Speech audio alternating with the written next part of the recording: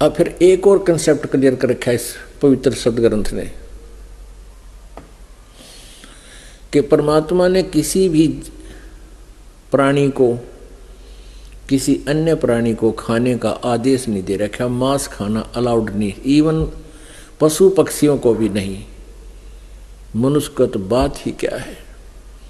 अब देखना, यही इस पवित्र बाइबल का उत्पत्ति ग्रंथ हम पढ़ रहे हैं। 26-27 हमने पढ़ लिया, प्रश्न नंबर, अब हम 5 पे आ गए हैं। 4 पढ़ते पढ़ते ये 5 पर पढ़ रहे हैं और ये 6वां दिन हम पढ़ रहे हैं। 5वां यहाँ समाप्त हो गया था, 6वें में भगवान हम 26-27 पढ़ लिया उसको। तब परमेश्वर ने मनुष्य को अपने स्वरूप के अनुसार उत्पन्न किया। अपने स्वरूप के अनुसार परमेश्वर ने उसको उत्पन्न किया, नर और नारी करके उसने मनुष्यों की सृष्टि की। हाँ। फिर परमेश्वर ने उनसे कहा, सुनो, जितने बीज वाले छोटे छोटे पेड़ सारी पृथ्वी के ऊपर हैं और जितने वृक्षों में बीज वाले फल होते हैं वे सब मैंने तुमको दिए हैं, वे तुम्हारे भोजन के लिए। इसमें फाइनल कर दिया 29 नंबर श्लोक में, वाक्य में, कि परमेश्वर ने उनसे कहा, मनुष्यों से, सुनो, जितने बीज वाले छोटे छोटे, यहाँ से देखो कोई सोचेगा ये 28 माना पड़ा।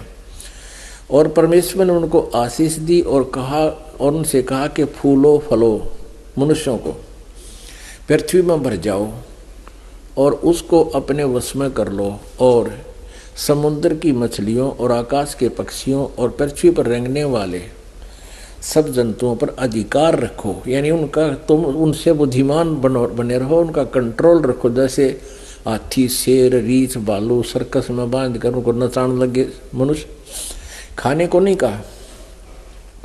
फिर परमेश्वर ने उनसे कहा, तुम सुनो, जितने बीज वाले छोटे छोटे पेड़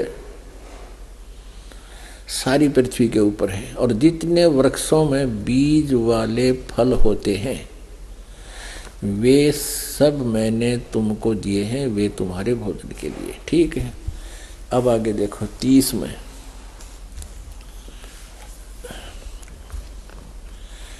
और जितने पृथ्वी के पशु और आकाश के पक्षी और पृथ्वी पर रेंगने वाले जंतु हैं उनमें जिनमें जीवन